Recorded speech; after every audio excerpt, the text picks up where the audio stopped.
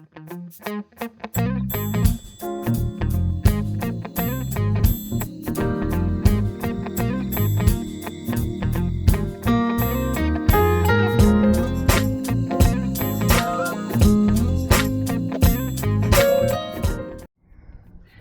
everybody, my name is Patrick Purefoy, aka The Blessed Broker. I am the broker of Blessed Properties and the owner of BP School of Real Estate. Welcome to That Real Estate Show.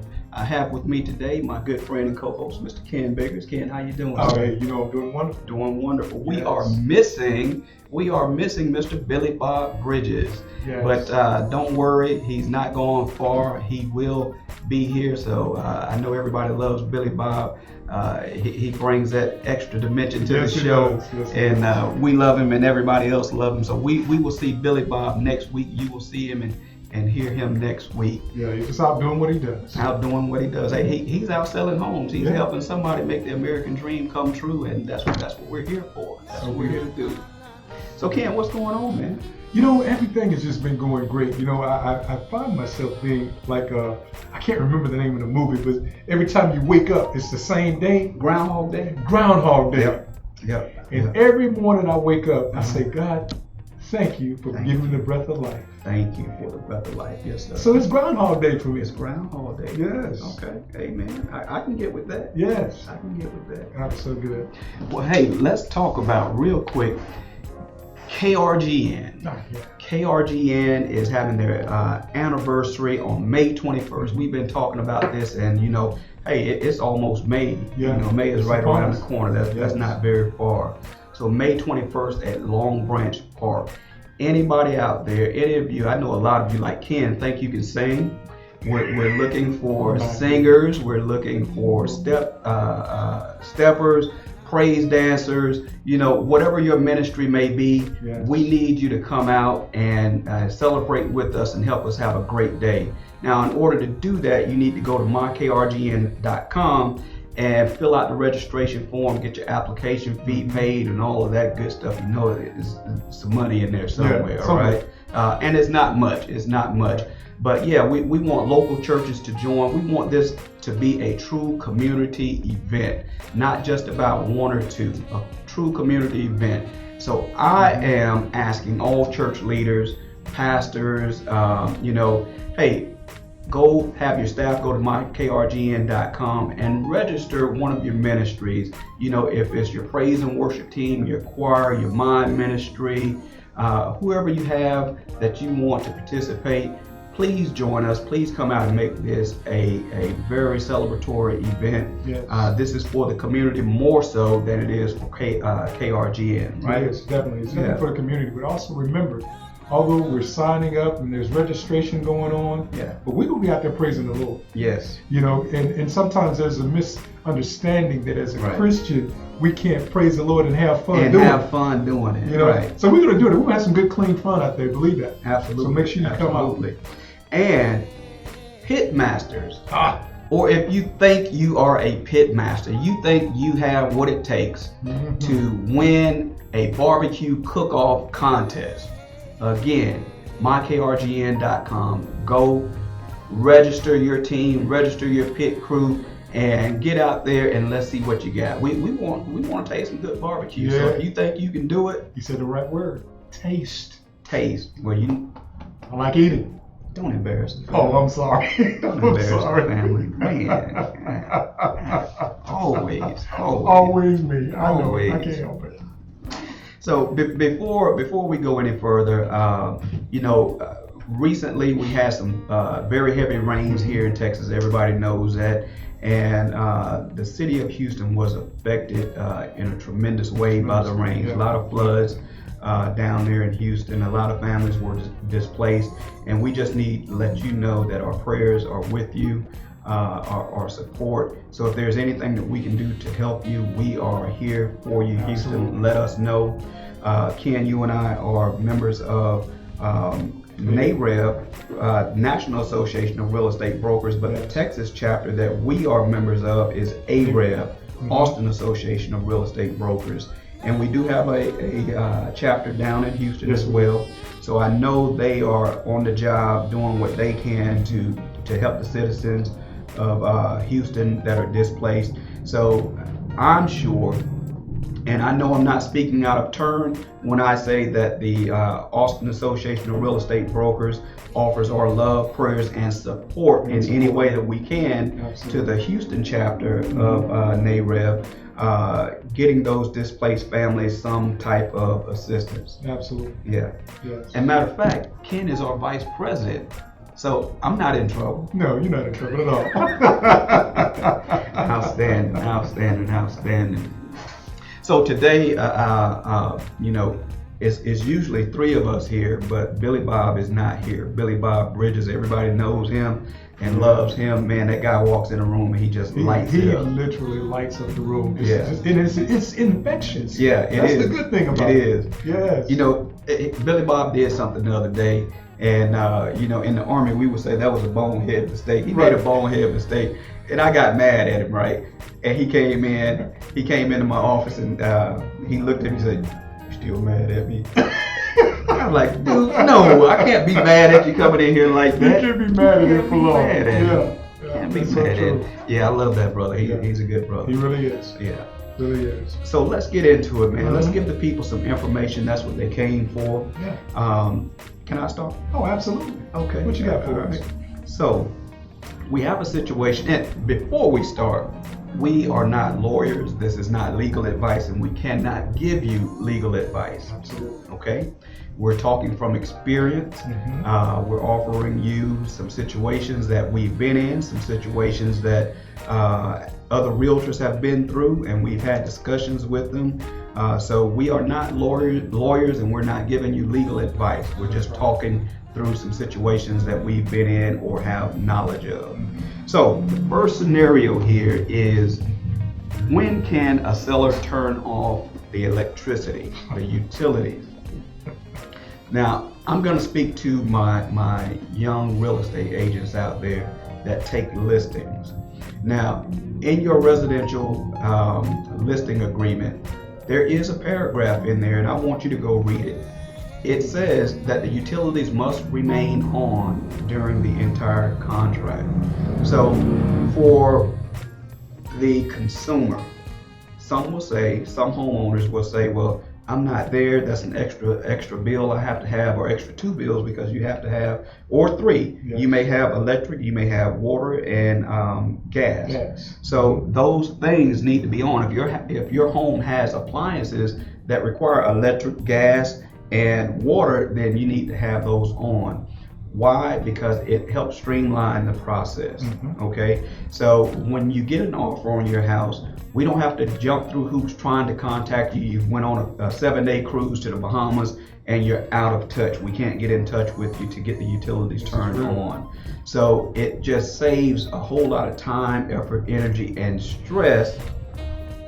In contracts, the rule of thumb with contracts is time is of the essence. It is of the essence. So if you as a home seller decide to turn off the utilities against what our listing agreement says, you may end up paying the ultimate price of having a buyer walk away. It does happen. It does happen. Yeah. Matter of fact, recently I had a buyer. We were actually out looking at a property and had an inspector come out. It appeared that the utilities were off. Gas wasn't on. The electric wasn't on. But you know what? And this is what was really good. And this is for you consumers. Yeah. You can talk to your listing agent about this. Turn off the power at the breaker. Right. Okay, that saves you with that bill that you're concerned about. So now your utilities are on, but now you're not having to have that problem where that buyer may walk away because they have to wait on the utilities. Right. And they refuse to wait. Right. So that's a good idea, a good rule of thumb to use as well. Yeah. And so you have to have the utilities on for the home inspection should the buyers choose to hire an independent home inspector. And you also have to have the utilities on for the appraiser to come through and do his inspection for the bank. So those are really the two primary reasons that you have to have the utilities remain on even if the house is vacant and you're not there. All right. That's good. So what do you have for the people? Well, you know what? As a matter of fact, I'm going to touch bases on a couple of things. One, and again, we've established I'm the Q&A guy. Yes. So we're going to talk about property management. Okay. First of all, and that's something that Blessed Property does. Blessed Properties, by the way, is a full-service real estate company, Absolutely. which includes property management. Yes. Okay. Now, since we're in that vein, let me say this real quick. Just a quick disclaimer. Property management. See, if you're with Blessed Properties, you're renting a home from us or an apartment, and you say, you know what, I'm ready to buy. Well, guess what? We do that. We do that. Okay. Yeah. Not saying that we're the only people out there, but just keep that in mind that we do that. Right. So let's talk about the first question of property management. Does a property manager have to be licensed? That's the question. So let me hit you with the answer. It depends on what the property manager is doing for the property owner. If the duties include showing or leasing the property for the owner, for which the manager gets paid, a license is required. A license is also required for any person who controls the acceptance of or deposit of rent from a resident of a single-family residential real property unit. So the question again was, does a property manager have to be licensed? Now, do you ever run in that situation? In Killeen, we have a lot of different people that are delving into the property management field. So have you run across somebody that wasn't licensed, that shouldn't have been doing what they were doing? I absolutely have. And what people don't realize that are doing property management that are not licensed, TREC can still fine them. They can still be fined. So yeah, if you're not licensed to do if you're not a licensed real estate agent, right. You are putting yourself in harm's way financially if you're doing property management. Now, can you manage your own properties? Yes, you can manage your own properties without a license. But to manage someone else's property, doing the duties and responsibilities that Ken just named, showing properties, receiving rents, and things of that nature, all of that requires a license. So stay out of trouble. Don't do what you're not licensed to do, because you can be fined. If you're found out and reported and investigated, it's highly likely that you will be fined a monetary fine. So, just play it safe. Leave it to the professionals. Keep your money in your pocket. And consumers, you should want a licensed professional as your property manager, not just a friend. Absolutely, Yeah. Absolutely. You could have some bad turnouts because of that. Right. And as you talk about that, it was about 3 months ago. I was going to pick up one of my grandchildren, as a matter of fact. And across the street was a home. I thought it was a foreclosure, the condition that it was in. Mm-hmm. So I went to talk to the two guys that were outside looking at it. Right. It was a friend of theirs, and they actually had some person managing the property, and it was just in total disarray, torn up. Yeah. And so it just actually reiterates what you were just saying about having a professional manage your property. Now let me expound on that just a minute. Absolutely. So that friend in that scenario that Ken just described, that friend. Now, of course, you as the homeowner, if that was your house, you would be fighting mad about that situation, the condition of your home that Ken just described. Mm-hmm. But as your friend, all you can do is be mad at him. But as a licensed real estate professional, you can file a complaint. Yes. Yes, absolutely. Okay, here's our next question. Can a sales agent be the owner of a property management company? I want to repeat the question again. Can a sales agent be the owner of a property management company? Well, the answer is yes. A sales agent may own the firm, but the business must be conducted through the sales agent's sponsoring broker. Yes. So do you ever have that situation to happen? Absolutely. Matter of fact, our friend that's missing today, Mr. Billy Bob Bridges, he is an agent. He's not a broker. I am a broker. And he owns a property management company. GIA, God is Awesome Property Management. That is the name of his company. And I allow him to do property management as his sponsoring broker. Yes. And I could decide, as his sponsoring broker, to say, no, Billy, you can't do property management. Mm-hmm. So that's totally up to your sponsoring broker if he decides to allow his agents under him to do property management or not. Yeah, and for you young brokers that's out there, now be mindful that In doing so, you can come up to the bridge, if you will, and use that term, of conflict of interest. In some environments, and I say this about blessed properties because I've been around blessed properties for a minute, to say the least, but it's in an environment where we don't have to worry about situations like that. Right. But it is something that you want to consider when you decide to do that. Right. All right, let me hit you with one last Q&A. Question: when a broker holds money from property management activities in a trust account, how often is a broker required to account for that money? Answer: the broker must provide a monthly accounting of trust money if there has been any activity in the account. So you're hearing that, brokers. These are things that you must do. And when we talk about monies in a trust account, that means that your money, the money that you have that's your money, does not commingle or cohabitate with the business money, with the owner's money, if you will. So I can't go in the trust account and pay my car payment?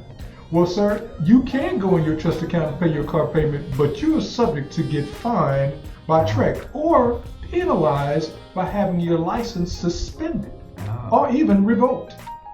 Well, what if I want to go on a 7-day cruise? Well, sir, if you want to go on a 7-day cruise, I think you need to ask your wife, can you get a second job? Yes, sir. Yes, sir. Yes, sir. Okay. All right. So we're gonna. I'm gonna let you go ahead and pick up on another topic, and I do actually have a second part of Q&A. Oh, okay. All right. Well, let me go through mine real quick Yes, sir. here. All right. So I have another scenario or question for you, and it's this. All right. When can I put my house back on the market after a contract falls through? So I am the homeowner. I have my house on the market. I got an offer on it. I agreed to the offer, signed the contract, but later down the road, it fell through. When can I put my house back on the market? Can I put it on the market right away, or do I have to wait? All right. So the scenario is just that, but what we want to do for your sake, that buyer that the contract fell through has to sign a release of earnest money. You have to sign that release of earnest money. And once you get that termination notice, there's a termination notice as well. So you get the termination notice signed, you get the release of earnest money signed, and I would say that you are free to put your house back on the market at that point.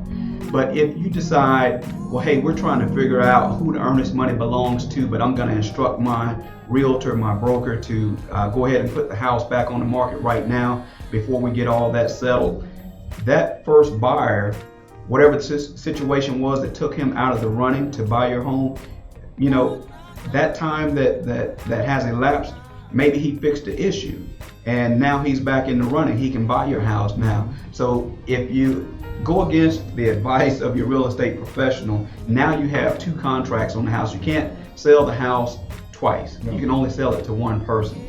So the best thing to do is to hold off. Get the notice of termination, get the release of earnest money. From there, you can go ahead and list. If you don't have those two documents, I would say wait or pursue them vigorously, and then you'll be in the clear. All right? So wait. Get those two documents. Notice of termination, buyer termination, and release of earnest money. That's what you need. So, awesome. Q&A, hit me up. Hit you up. What? Hold on. Okay. Hey, did y'all hear a few minutes ago Ken said he went to pick up his grandkids? You know what? That just reaffirms what I've been saying here within the last few years. We have children having children. My children are too young to be having children. They are grown too, aren't they? Yeah. So I guess they may not be too young to have children. So they call you Paw Paw? They call me Paw Paw. Paw Paw. Yeah, that's me, Paw Paw. Paw. But they call me Paw Paw the regulator. Oh, the regulator. Oh, Paw Paw the regulator. Because when I come in there, Nana can tell them to do something. They mama, dad can tell them to do something. They're like, shh. I'm going to tell Paw, oh, all fear is struck in them. So they don't get away with. Oh no, Paw don't play that. Oh, okay. Paw don't play that because you're not going to years later come down the road and say, well, you didn't teach them the right way? Oh no, Paw will teach them the right way. There you go. Definitely. You heard it from Paw. You heard it from Paw. That's how we talk down south. That's right. I just want to throw that at you. That's right. All right, now we're going to hit the subject of referrals. Okay. Now, the question is, can a license holder donate a portion of his commission to a church if one of the church members refers a client to the license holder? Now, so that's the question. Now, let me read the question again. Yeah, read that again. Can a license holder donate a portion of his commission to a church if one of the church members refers a client to the license holder? So the answer is yes. How much? As long as the church member who made the referral receives nothing that may be defined as valuable consideration from the church or the license holder. Now the key word there is valuable. Now you said how much, so I'm going to hit you with this Q&A. Let's just shift to another Q&A. All right.